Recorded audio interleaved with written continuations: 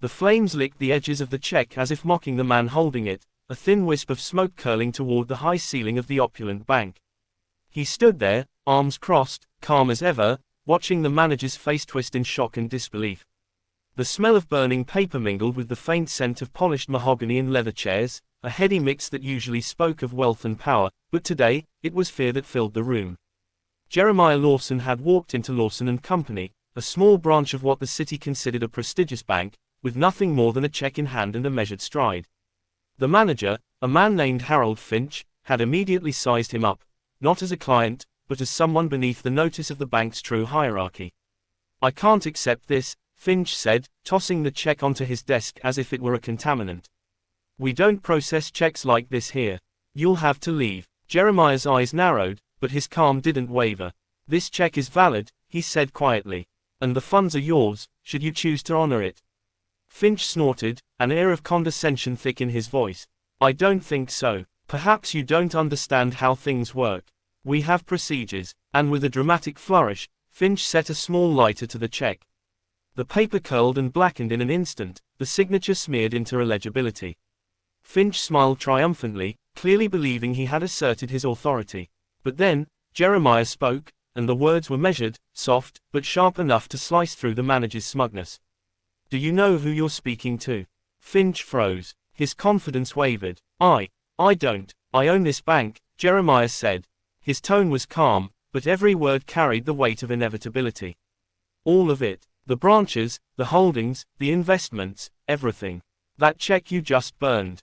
My personal account. My money. My bank." Silence fell. The room seemed to shrink around Finch as his eyes darted nervously to the pile of accounts and ledgers that suddenly didn't belong to him in any meaningful way. His hands trembled slightly as he realized the absurdity of the situation. He had just destroyed his employer's money. Jeremiah smiled faintly, a shadow of amusement in his eyes. "Do you understand now?" Finch could barely form words. I thought. "You thought wrong," Jeremiah said simply. His calm authority was the kind that demanded respect, not begged for it. "You treated me as if my skin and my suit somehow made me less capable, less important, less legitimate. That was your mistake." He didn't yell. He didn't demand apologies. He simply turned to the staff, who were staring wide-eyed, unsure of whether to intervene or flee. "Let this be a lesson," Jeremiah continued. "Assumptions based on appearances have consequences. Disrespect has a price." With a flick of his wrist, he summoned an assistant. A fresh checkbook was brought silently, and Jeremiah tore a new check from it, sliding it across the desk. "Now, ensure this is deposited correctly," he said. "And, Harold, I suggest you familiarize yourself with the definition of humility." Finch's face drained of color as he nodded rapidly, fumbling for words.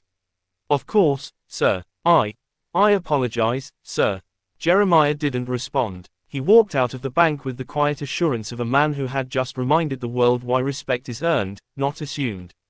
Outside, the city's bustle continued, oblivious to the lesson that had just unfolded in a quiet office lined with polished wood and the remnants of arrogance. By the end of the day, the story had leaked. Social media buzzed with incredulity and awe. Headlines varied from incredulous to celebratory. Bank manager burns owner's check. 2. Entrepreneur teaches lesson on respect and power. Jeremiah's calm dignity contrasted sharply with Finch's public humiliation, and the narrative took on a life of its own, a story repeated across office water coolers, family dinners, and news segments alike. But for Jeremiah, it wasn't about fame. It was about principle. He had built everything from the ground up, faced countless dismissals, doubters, and moments of invisibility simply because of who he was and what he looked like. The bank was not merely a business, it was a testament to resilience, intelligence, and unshakable determination. And today, a lesson had been delivered: wealth may command attention, but integrity and patience command respect. Finch, meanwhile, never quite recovered the same air of authority. Staff meetings were awkward, his decisions second-guessed, his presence a reminder of his failure. Every time he glanced at a ledger, he saw a faint memory of a smoldering check and remembered the man who owned not just the bank, but the dignity he had so carelessly tried to undermine. And Jeremiah, he continued to walk through the city streets, unbothered by the chatter, unhurried, unshaken. The incident became a symbol, not just of personal vindication, but of the broader truth that power and ownership are not always visible on the surface, and that respect must be accorded before it is demanded. Weeks later, the bank announced a community outreach initiative, inspired by Jeremiah's commitment to fairness and education. Scholarships were created, financial literacy programs funded, and mentorship programs launched for underrepresented entrepreneurs. The lessons of that day had rippled far beyond the walls of a single office, touching lives in ways Finch could never have imagined. In the end, the check that burned was not merely a piece of paper, it was a spark, igniting a larger reckoning about assumptions, equality, and the invisible power of perseverance.